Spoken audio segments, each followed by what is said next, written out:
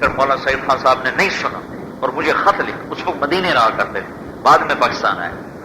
یہ 84 کی بات بتا رہا ہوں. 85 میں وہ ہجرت کر کے پاکستان تشریف لے آئے تھے. سعودی حکومت نے نکال دیا تھا، تبلیغ کے کام سے روکا، انہوں نے انکار کر دیا. یعنی میں تبلیغ نہیں چھوڑ سکتا. کہ پھر ہمارا ملک چھوڑ دو. کا چھوڑ دیتا ہوں. ملک چھوڑ دیا، تبلیغ نہیں چھوڑ دی. تو مجھے خط لکھا کہ بندہ برس ہا برس کی ٹھوکریں کھانے کے بعد اس نتیجے پر پہنچا ہے کہ اپنے ساتھیوں کی شکایات اپنے بڑوں کو نہیں لگانی چاہیے، کیونکہ آج کل کے بڑے ایسے بڑے نہیں ہیں. یہ غور سے سننا، کیونکہ آج کل کے بڑے ایسے بڑے نہیں ہیں کہ کسی کی کمی کو سننے کے بعد بھی اس سے ویسا ہی سلوک کریں جیسا پہلے کر رہے تھے.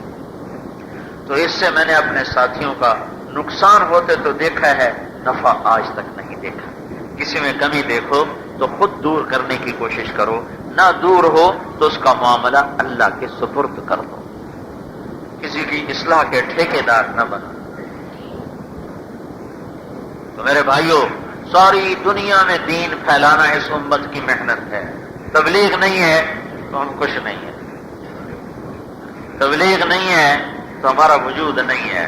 ٹھیک ہے، بڑے علامہ ہیں، بخاری کے ترجمۃ الابواب بڑے حل کرتے ہیں، بڑے ذاکر ہیں، ایک ضرب کے ساتھ سارا وجود ان کا نورانی ہو جاتا ہے.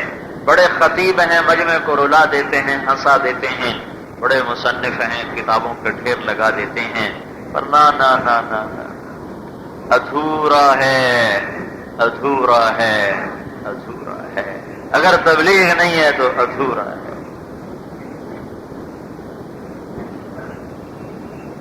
اس تبلیغ کے بغیر کوئی مسلمان اتباع سنت کے کمال کا دعویٰ تو تبلیغ کر کے بھی نہیں ہو سکتا.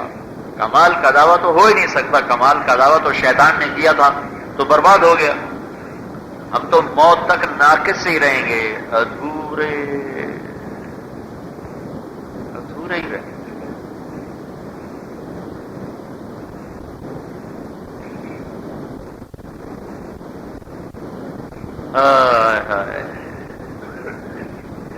لیکن کام تو کرنا ہے، کام تو کرنا ہے. اگرچہ بت ہیں جماعت کی آستینوں میں، مجھے ہے حکم اذان لا الہ الا اللہ. صدا تو لگانا ہمارے ذمہ ہے.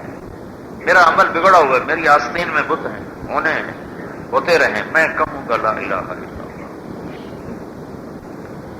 بالکل میرے عزیزوں، میرے بھائیوں، میرے دوستوں، میرے بزرگوں، تبلیغ کے بغیر یہ امت اپنے کمال کو نہیں چھو سکتی.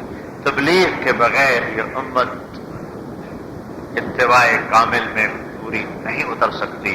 اور تبلیغ ان چند صفات کے بغیر مکمل نہیں ہو سکتی. یہ جو میں نے مختصر وقت میں بتائیں، یقین، عبادات اور اخلاق، میں ساری نہیں بتائیں، چند ضروری بتائیں.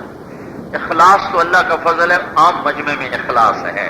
جتنا تبلیغ کا مجمع ہے 100 میں 100 اللہ کے لیے پھر رہے ہیں. میرے جیسے جو مشہور ہو گئے، جو ممبر پر بیٹھ گئے، جو ہزاروں انسانوں سے بات کرتے ہیں، میں خطرے میں ہوں کہ میں یہ دعویٰ نہیں کر سکتا کہ میں اللہ کے لیے کر رہا ہوں. میرا پول کھلے گا میری موت پر کہ میں یہ سب کچھ اللہ کے لیے کرتا تھا یا اپنی واہ واہ کے لیے کرتا تھا. لیکن تم تو سارے اللہ کے لیے، سب اللہ والے. برامنڈ کا اجتماع میں لاکھوں کا مجمع کھلے آسمان تلے سویا ہوا ہے تو کوئی واہ والے نہیں ہے. یا یہاں پیدل جماعتیں آتی ہیں اور آگے تھر میں چلتی ہیں، وہ کدھر سندھ کے دیہاتوں میں چلتی ہیں، کوئی واہ والے نہیں چلتے. یہ تو میرے جیسا آدمی خطرے میں ہے کہ میرے جیسا دعویٰ نہیں کر سکتا. جو بھی ممبر پر بیٹھنے والا ہے وہ یہ دعویٰ نہیں کر سکتا کہ میں اللہ کے لیے کروں. اور ویسے بھی اخلاص کا دعویٰ مخلص سے مخلص آدمی کو دعویٰ نہیں کرنا چاہیے. اخلاص کا دعویٰ ہو ہی نہیں سکتا.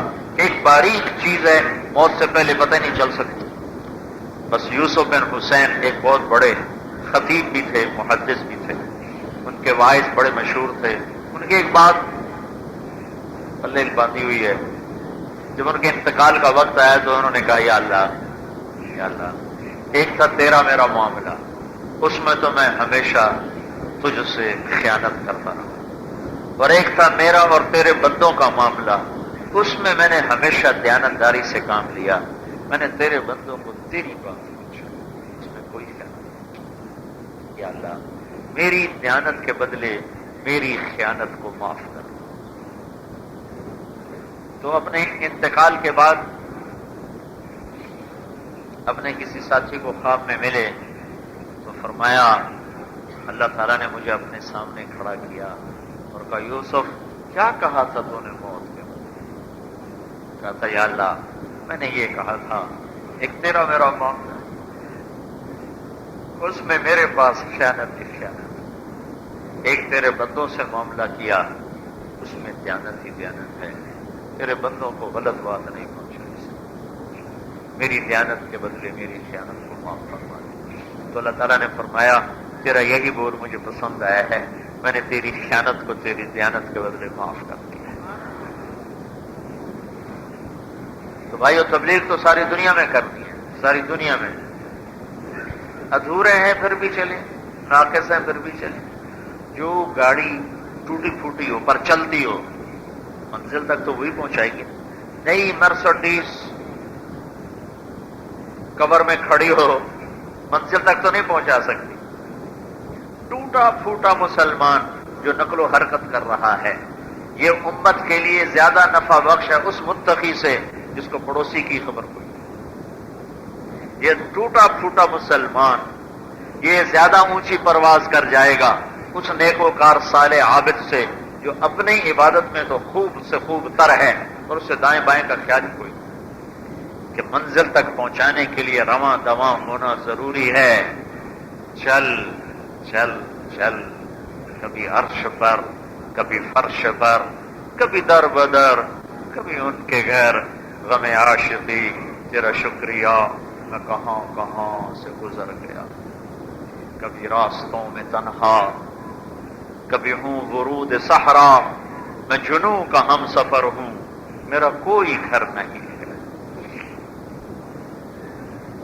موت کے مسافر، آخرت کے راہی کو کیا غرض ہے یہاں کے کوٹھوں سے یا کوٹھیوں سے، یہاں کی نظاروں سے یا مرغزاروں سے، کیا نسبت؟ جب چھوڑ ہی جانا ہے تو اسی کا فکر کرو جدھر جا رہے ہیں۔ تو میرے بھائیوں بات برائے بات نہ رہے بلکہ عملی طور پر آگے قدم بڑھے، تو سارے عالم کی نیت کر کے 4 مہینے والے سال کے نام پیش کرو، 7 مہینے کا نام پیش کرو۔ باقی جو مجمع آیا ہوا ہے، ہماری جماعت آئی ہوئی ہے، کل بھی ادھر ہی ہیں، کل بھی مغرب کے بعد بات ہوگی انشاءاللہ۔ تو آپ نقد 4 مہینے چلے کے نام پیش کرو۔ اب آپ اپنے نام پیش کر دو، ہمارے دوست لکھ لیتے ہیں، اور کوئی یہ نہ کہے بیان اصل نہیں۔